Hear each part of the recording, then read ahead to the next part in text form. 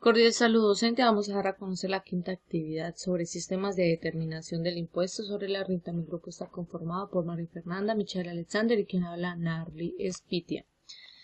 En cuanto a la actividad, tenemos la infografía sobre el proceso de depuración de renta líquida gravable por el sistema ordinario, la cual es explicada por medio del artículo 26 del Estatuto Tributario. Aquí dentro del PowerPoint tenemos el link donde tenemos el Canva de esta infografía, ya que es bastante extensa. Bueno, en cuanto al artículo 26 del Estatuto Tributario nos explica paso a paso cómo se debe realizar esto, ya que en qué consiste esta depuración. Pues primero esto es como una manera de calcular toda la base sobre la cual se aplicará el impuesto sobre la renta, ¿sí? Pero esto se va a aplicar de acuerdo a las personas jurídicas y personas naturales que no estén en el régimen cedular. Bueno, ¿de qué manera se hace este proceso de depuración? Primero pues tenemos los ingresos brutos, la cual pues estos son el incremento patrimonial, pero estos se restan en la devolución, las rebajas y descuentos, también los ingresos no constitutivos de renta ni ganancia ocasional, y luego vamos a tener que restar los ingresos netos, las cuales son los costos imputables, pues puede ser materia prima, costos de venta, entre otros, ¿sí? Y este resultado sería la renta bruta, y luego vamos a tener en cuenta lo que es la deducción procedentes, ya sea salario, de arrendamientos, esto se resta, ¿sí? Y se va a sumar, por ejemplo, la recuperación de deducciones, la cual pues es una cartera que fue deducida y luego recuperada, ¿sí? Esto nos da un resultado, la cual es la renta líquida ordinaria del ejercicio, ¿sí? Esto si tiene las compensaciones de pérdidas fiscales anteriores, pues esto se resta, ¿sí? Luego tenemos un total de renta líquida, la cual se le restan las rentas exentas. Por ejemplo, aportes a pensiones, ¿sí? Luego de esto se va a sumar las rentas gravables especiales, como en este caso, activos omitidos o pasivos inexistentes. Y así tenemos la renta líquida gravable. Bueno, ¿cómo es este resultado? Pues prácticamente se debe aplicar a la tarifa del impuesto sobre la renta, ¿sí? Pues ya sea la persona jurídica, régimen especial, pues para hacer este impuesto, ¿sí? Luego tenemos el sistema cedular para personas naturales.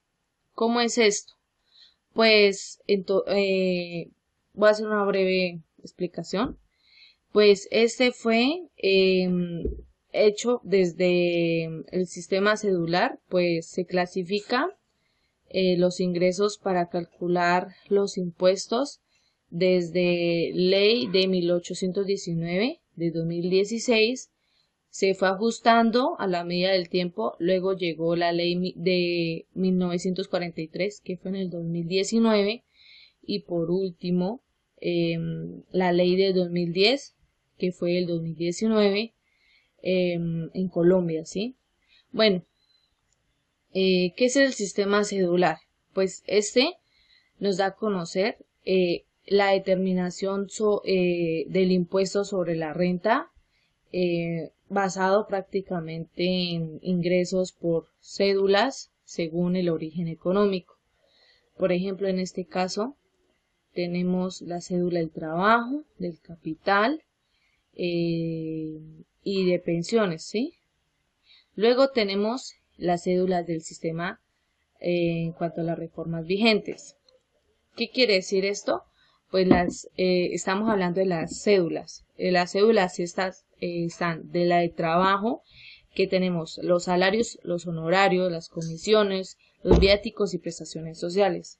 En cuanto a la parte capital, la renta capital, ¿sí? Son intereses rendimientos financieros, arrendamientos o pueden ser regalías también. En cuanto a los no laborales, las rentas no laborales, pues son los ingresos de prestaciones de servicios, ¿sí? Como todos ya lo sabemos, sin relación laboral, ¿sí? Actividades independientes, porque estas como tal no se les paga todo lo de los salarios, honorarios, comisiones, bueno, así, todo lo de ley.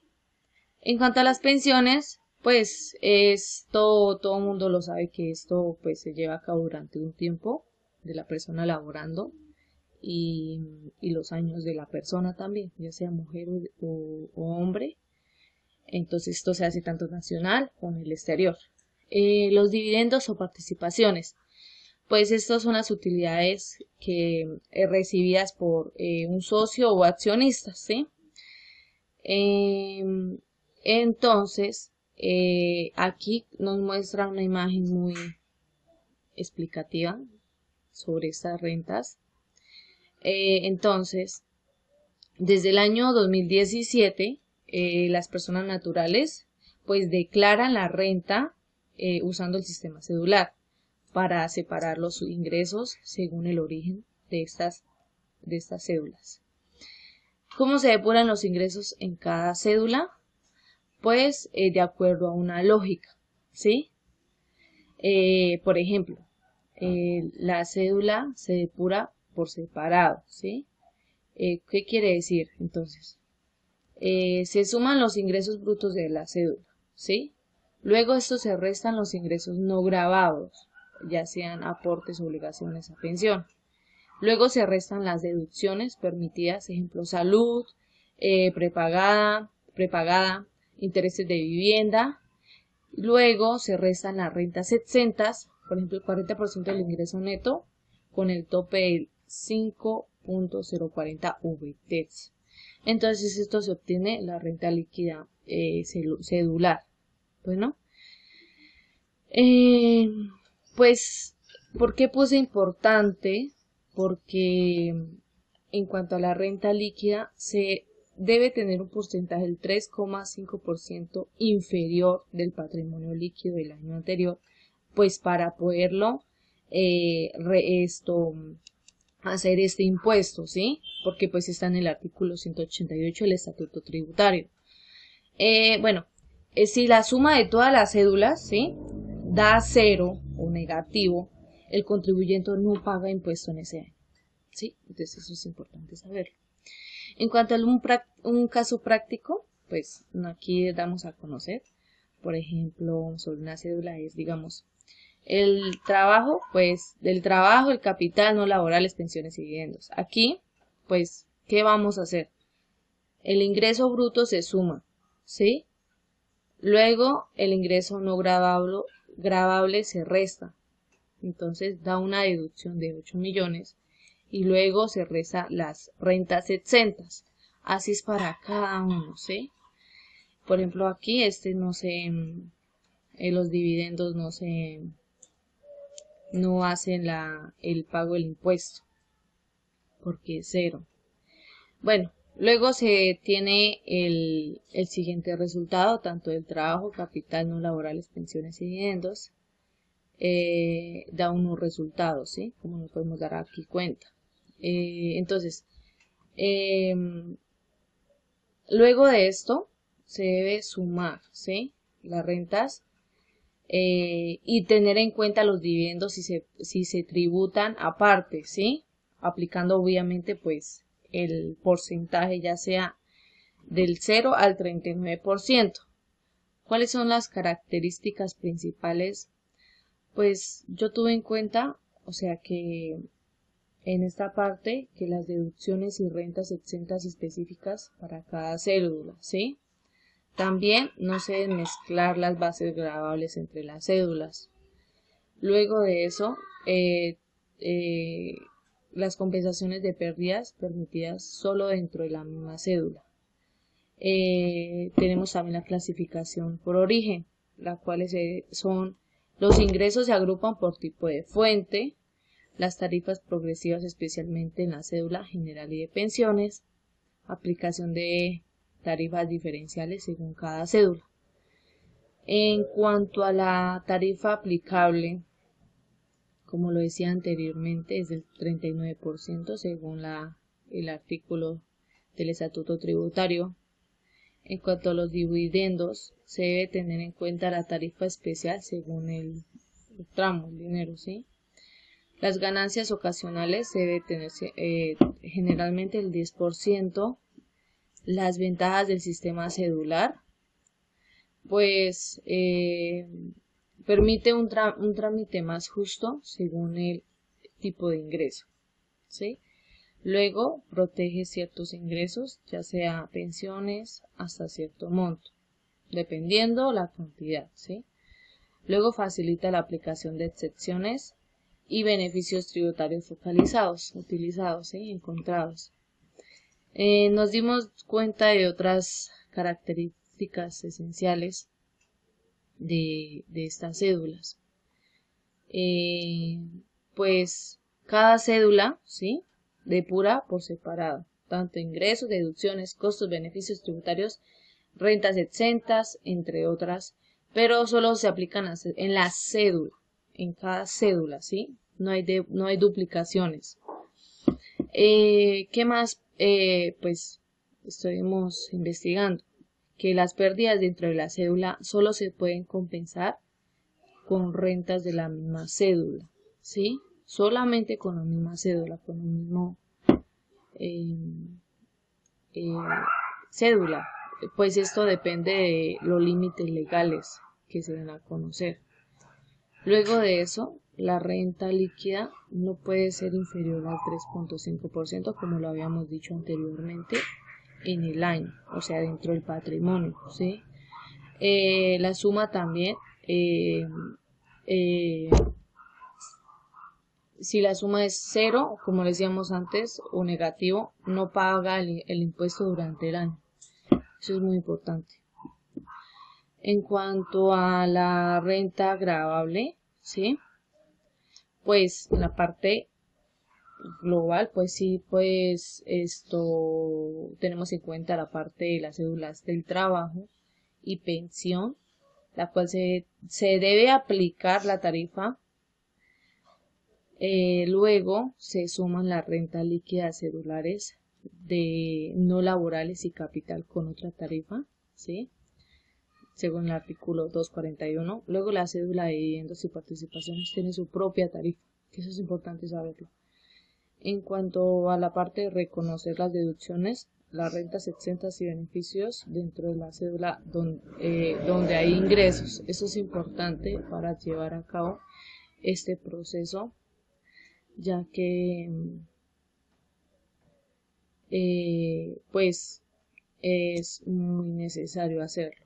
Dentro de la renta líquida total ordinaria se suman todas las rentas líquidas, todas las que dijimos anteriormente, ya que es útil para otros sistemas como la parte presuntiva. ¿Qué más o menos utilizamos?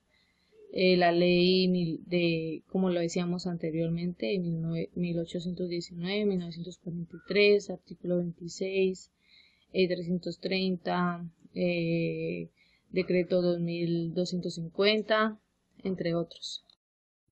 Tardes, continuando con la explicación, voy a hablar de qué se consideran semovientes de acuerdo con las normas de contabilidad. Tenemos entonces la categoría contable, que es un ejemplo.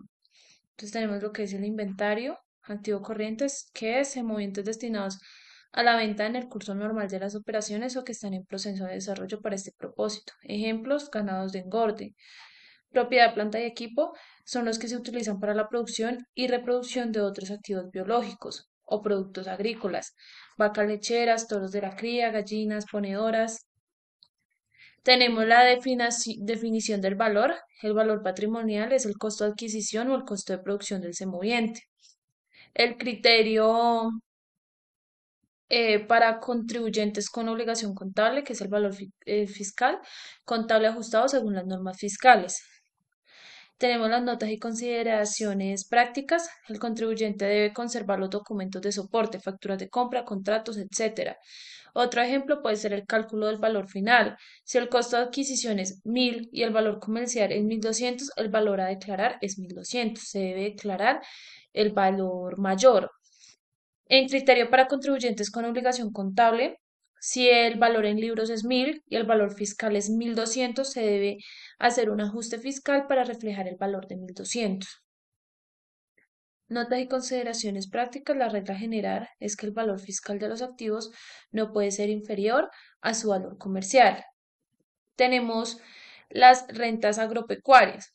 En esto entonces tenemos que ingresos brutos generados por actividades de cultivo, cría, producción y venta de productos de origen agropecuario, forestal o agrícola. Incluye tanto la producción primaria como la venta de productos procesados en la misma explotación.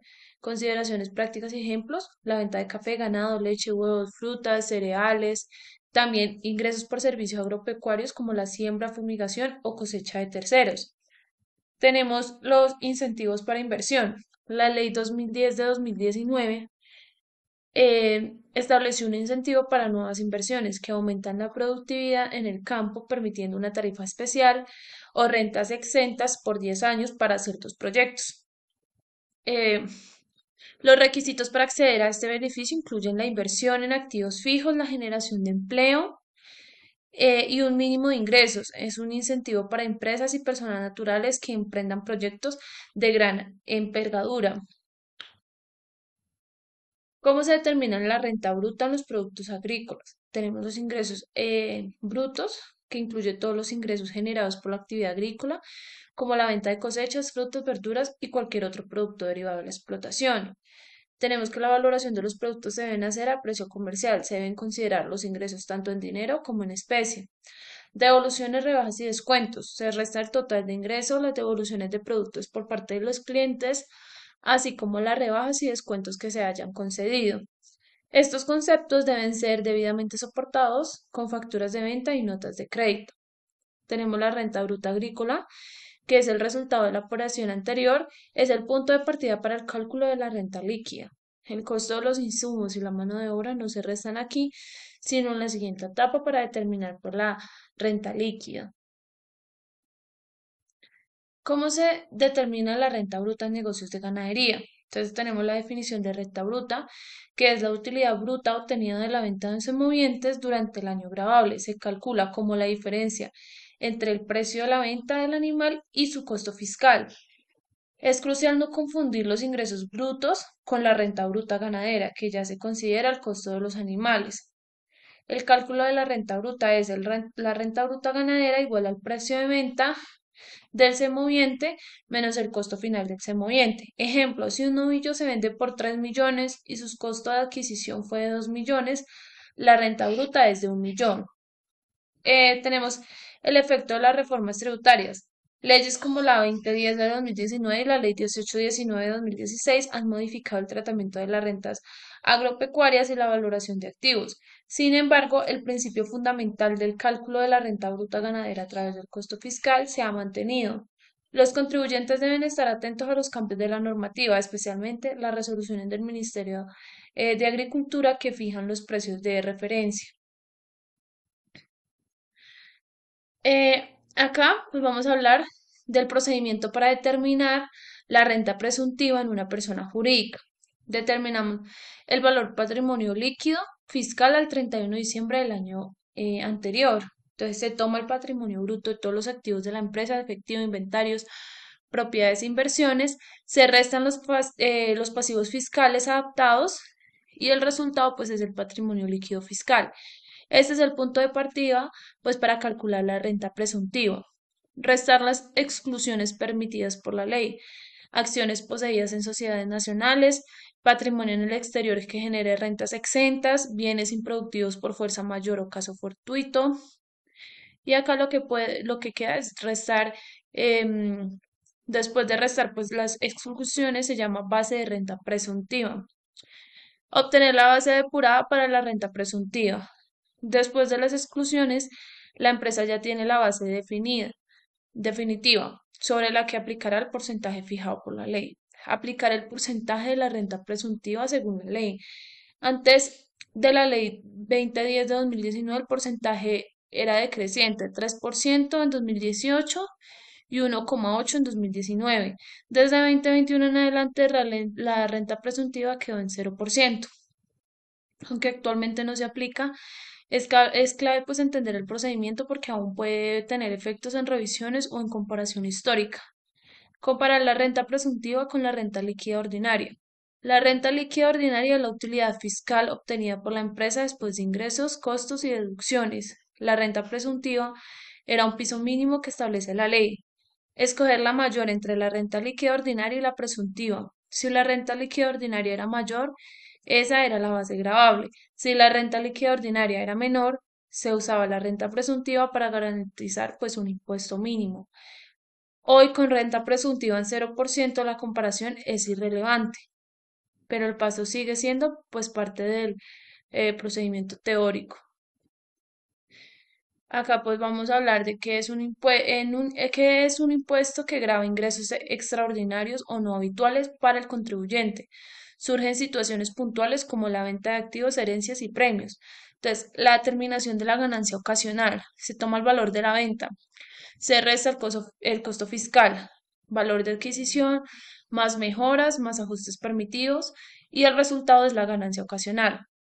El exceso recibido por los socios sobre el aporte de capital constituye la ganancia ocasional. La ganancia se calcula con el valor recibido menos las deudas hereditarias y gastos admitidos. Para el heredero o donatario, lo recibido es ingreso por ganancia ocasional. Están las ganancias exentas de impuesto de ganancia ocasional. Las primeras 7.700 VT recibidas en herencias o legados. La primera vivienda hasta cierto tope en VT. Indemnizaciones por seguros de vida y donaciones a entidades sin ánimo de lucro reconocidas. Buenas tardes, docente. Continuando con la explicación. Realizar un mapa mental donde se explique qué es renta por comparación patrimonial. Entonces, el significado, método de determinación de renta basada en la variación del patrimonio de una persona. Compara el patrimonio inicial y el final contribuyente en un periodo fiscal. Cálculo, el patrimonio inicial, valor de bienes y derechos al inicio del periodo. Patrimonio final, valor de bienes y derechos al final del periodo. Renta líquida, diferencia entre patrimonio final e inicial, ajustado por el ingreso no gravados y deducciones permitidas. Incluye bienes, muebles e inmuebles, dinero en cuentas bancarias, inversiones financieras, otros activos relevantes según la normativa vigente. No incluye bienes ya gravados por otras rentas, donaciones o herencias exentas de tributación. El objetivo, determinar si un contribuyente tuvo un incremento patrimonial, calcular la renta sujeta a impuesto de manera justa. Una conclusión, la renta por comparación patrimonial permite identificar incrementos patrimoniales de forma clara y objetiva. Objetivo, identificar el crecimiento del patrimonio de una persona para determinar correctamente su obligación tributaria. Entonces, sexto punto, está el concepto, la definición y la tarifa aplicable. Entonces, el concepto, el primero es tarifa en el impuesto de renta. Porcentaje que se aplica en base gradable de los ingresos para determinar el impuesto a pagar. Y la tarifa aplicable es variable según de contribuyente y régimen. Segundo concepto, personas naturales residentes. La definición, individuos que residen habitualmente en Colombia. Tarifa aplicable progresiva entre 0% y 39% según los ingresos. Tercer concepto, personas naturales no residentes. La definición, individuos que no residen en Colombia pero tienen ingresos en este país. Tarifa aplicable 35% sobre sus ingresos de fuente colombiana. Cuarto concepto, usuario en zonas francas. empresas que operan en zonas especialmente con beneficios fiscales. La tarifa aplicable, 20% sobre la renta líquida. Tarifa especial. Quinto concepto, personas jurídicas. La definición, empresas constituidas legalmente en Colombia. Y la tarifa aplicable, 35% en general.